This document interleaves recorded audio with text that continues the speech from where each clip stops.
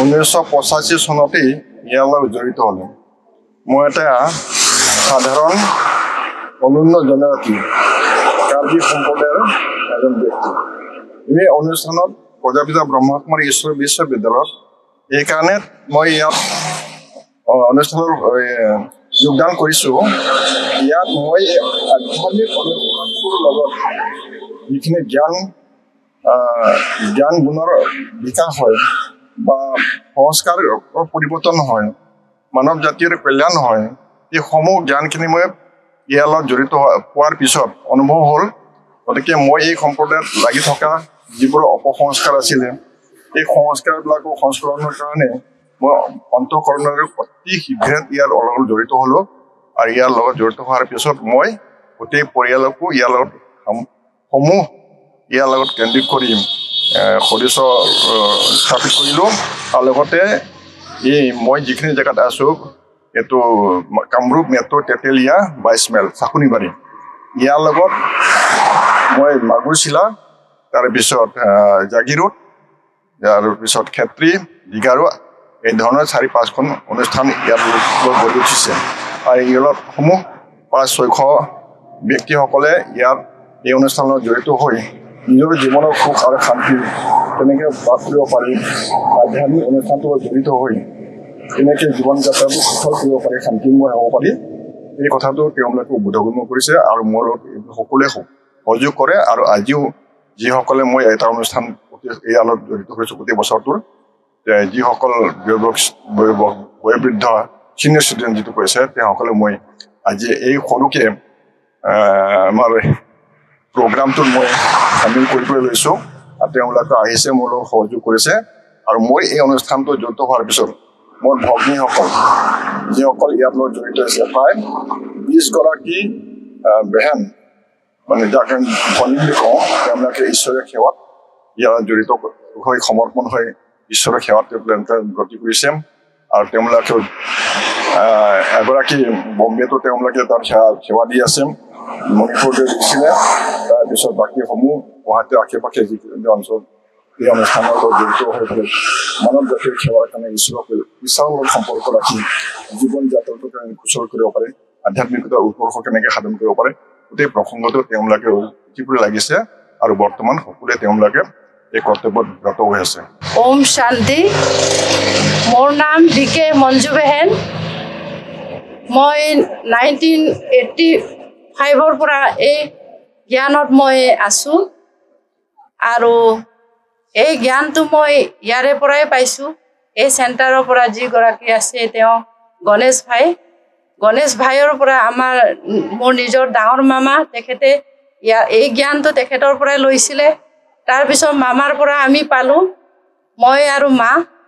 আমি 1985ৰ পৰা আজিলৈকে এই জ্ঞানত, বাবাৰ জ্ঞানত আমি আছোঁ। আৰু মই 1999ত সমৰ্পিত হৈছোঁ। আৰু আমি এই জ্ঞানত থাকি বহুত সুখী। আমি গাঁৱৰ পৰা আহিছোঁ। আমাৰ গাঁৱৰ নাম হৈছে মাগুৰচিলা, য'ত নেকি একো নাছিলে। তাৰ পৰা আমি খোজকাঢ়ি আহোঁ ইয়ালৈকে। তাৰপিছত আমি গম পালোঁ যে গুৱাহাটীতে আছে। আমি যেতিয়া শিলা বেহেনজী আছিল, বেহেনজীৰ বয়স বহুত কম আছিল তেতিয়া। আমি প্ৰথম বেহেনজীক লগ পাইছোঁ, শিলা বেহেনজীক। আৰু বেহেনজীক দেখিয়ে মোৰ এনেকুৱা অনুভৱ হৈছে যে বেহেনজী মানুহ নহয়, সাধাৰণ ছোৱালী নহয়। তেতিয়া বেহেনজী ছোৱালী বুলি ক'ব লাগিব। প্ৰায় বেহেনজী 28-30 মান বয়স আছিল বেহেনজীৰ বয়স। এনেকুৱা অনুভৱ হৈছিল বেহেনজী যে পবিত্ৰ এজন দেৱী হয়। আৰু সেই বেহেনজীৰ পবিত্ৰ স্নেহ, পবিত্ৰ মৰম, সেই অনুভৱ কৰিয়ে মই এই জীৱনটো সমৰ্পিত কৰিলোঁ।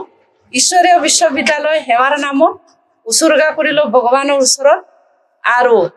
আৰু যি মা দেউতাও ঘৰত মৰম কৰে, কিন্তু যিটো মৰম বেহেনজী আমাক দিছিলে, আজিলৈকে সেই মৰম, ঈশ্বৰীয় যিটো মৰম, ঈশ্বৰীয় যিটো প্ৰেম, আমি শিলা বেহেনজী, আদৰণীয় শিলা বেহেনজীৰ দ্বাৰা আমি অনুভৱ কৰিব পাৰিছিলোঁ আৰু অনুভৱ পাইছোঁ, আজিলৈকে পাই আছোঁ। আৰু এই গণেশ ভাই বহুত কষ্ট কৰিছে, তেখেতে আমাক পালনা দিছে বহুত, আজি ইয়াতে ৰাখিছে। সেই স্নেহ মিলন যিসকল 1985ৰ পৰা 84ৰ পৰা যে এই জ্ঞান মাৰ্গত আহিছে, তেওঁলোকক আজি আমি সন্মান জনাব বিচাৰিছোঁ। বহুত আনন্দিত আজি বিভিন্ন গুৱাহাটীৰ মানে চেণ্টাৰৰ পৰা ধৰি লওক আমাৰ গুৱাহাটীৰ ভিতৰতে 28টা চেণ্টাৰ আছে তাৰ পৰা বেহেনসকলেও আহিছে আমাৰ জ্যেষ্ঠ বাইদেউবিলাও আহিছে আমাৰ জোনালী বেহেনজিও আহিছে আজি ইয়াতে সেইকাৰণে বহুত আনন্দিত আৰু এইটো প্ৰগ্ৰামটো অলপ বেলেগ ধৰণৰ হৈছে তাৰ কাৰণে বহুত ভাল লাগিছে লগতে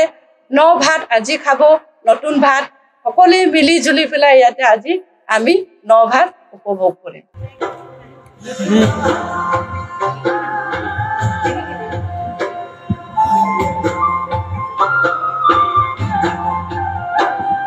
আমি লুইতৰ কাষতে আছো নদীৰ পাৰত লুইতৰ চাপৰি কৰে নাৱৰীয়া বালি ভাত ৰান্ধি খায় লুইতৰ চাপৰি কৰে নাৱৰীয়া বালি ভাত ৰান্ধি খায় আউদ ডিঙৰ বগা পাল কৰা দুজনী দেখলৈ যায় আউদ ডিঙৰ বগা পাল কৰা দুজনী দেখলৈ যায় দুজনী দেখলৈ যায়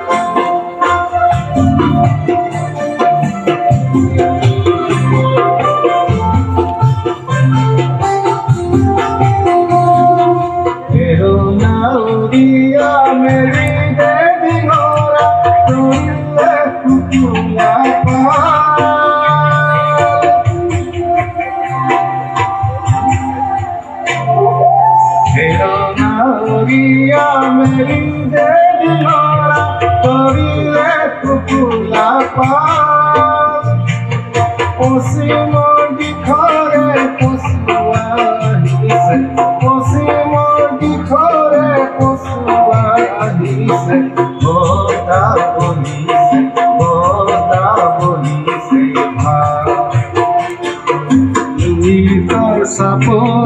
corena odia varita tera dikha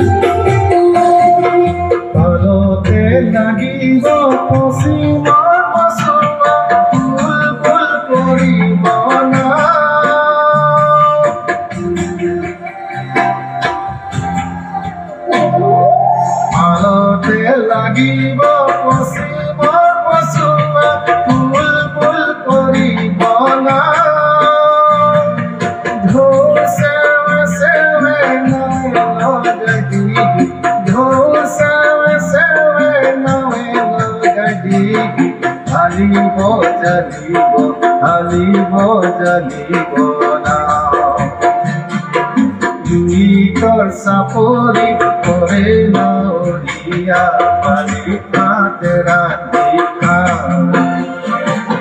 Lulidor sapori corena odia varita tera dikha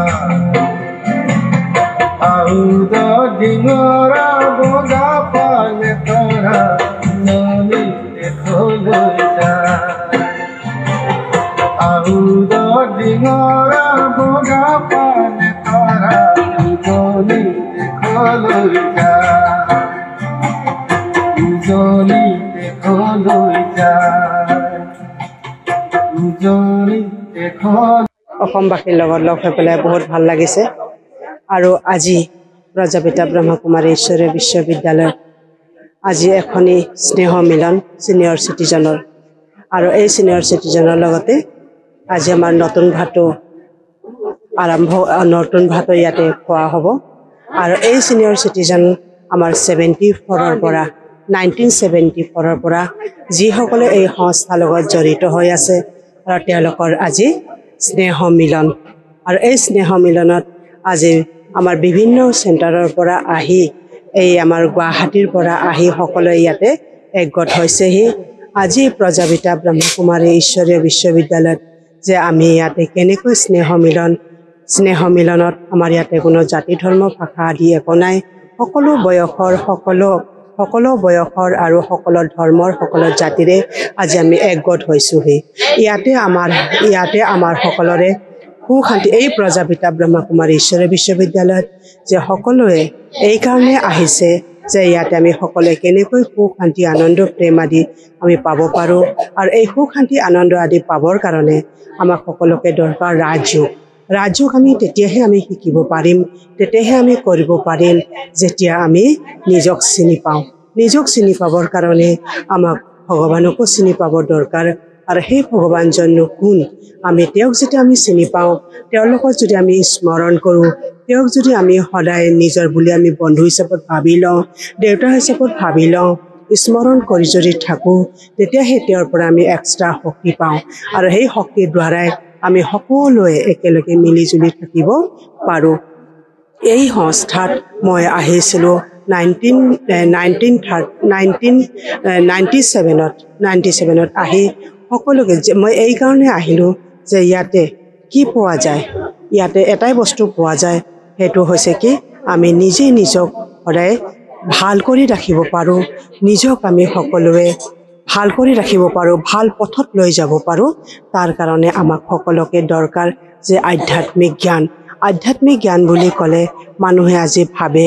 যে এইটো ধৰ্মৰ জ্ঞান আধ্যাত্মিক জ্ঞান আচলতে কোনো ধৰ্মৰ জ্ঞান নহয় আধ্যাত্মিক জ্ঞান হৈছে যে যি জ্ঞানৰ আধাৰত আমি সকলোৱে এই যি জ্ঞানৰ আধাৰত আমি নিজৰ জীৱনক আমি নিজে সুস্থ কৰি ৰাখিব পাৰোঁ ভাল কৰি আমি আগবঢ়াই লৈ গৈ থাকিব পাৰোঁ তাকেই কোৱা হয় আধ্যাত্মিক জ্ঞান কোনো এটা ধৰ্মৰ জ্ঞান নহয় আৰু এই জ্ঞানক আপোনালোকে জানিবৰ কাৰণে আপোনালোকে সকলোৱে প্ৰজাপিতা ব্ৰহ্মকুমাৰী ঈশ্বৰী বিশ্ববিদ্যালয়ত আহক আৰু ইয়াৰ মূল খুঁটি কি হয় ইয়াতে কি উদ্দেশ্য হয় আপোনালোকে জানিবৰ কাৰণে আমাৰ এটা 7 দিনৰ কোৰ্চ আছে এই 7 দিনৰ কোৰ্চৰ ভিতৰতে গোটেই মেডিটেশ্যন আধ্যাত্মিক জ্ঞানৰ ৰহস্য কি গোটেইখিনি ইয়াতে শুনোৱা হয় আপোনালোকে আহক আৰু আপোনালোকক সকলোকে নিমন্ত্ৰণ থাকিল ওম শান্তি আজি মই বহুত সুখী আনন্দৰ মই দিন পাইছোঁ কিয়নো এই অনুষ্ঠানৰ বিষয়ে আজি সবেই মানুহে কয় এতে ব্ৰহ্মকুমাৰী সংস্থা বুলি ক'লে ধৰ্ম অনুষ্ঠান বুলি কয় ধৰ্ম সংস্থা বুলি কোৱা যায় কিন্তু বিদ্যালয় য'ত আছে সেইটো ধৰ্ম প্ৰশ্নই নহয় কিন্তু ইয়াত আহিলে কোনো জাতি বৰ্ণ দুখীয়া গৰীব হেলৰ বিভাজন নাথাকে কিন্তু মই ইয়াত কিমানকৈ সুখী হৈছোঁ আগতে সৰুতে মই আছিলোঁ এই অনুষ্ঠানতে এই ব্ৰহ্মকুমাৰী চেণ্টাৰ 22 মাইলৰ চাকনিবাৰীতে মই জন্মস্থান সৰুতে মই যেখানে মই অনুভৱ কৰিলে বহুত দীঘলে হৈ যাব তেতিয়া শ্বৰ্টকৈ কৈছোঁ যেতিয়া মই ব্ৰহ্মকুমাৰী চেণ্টাৰত আহিলোঁ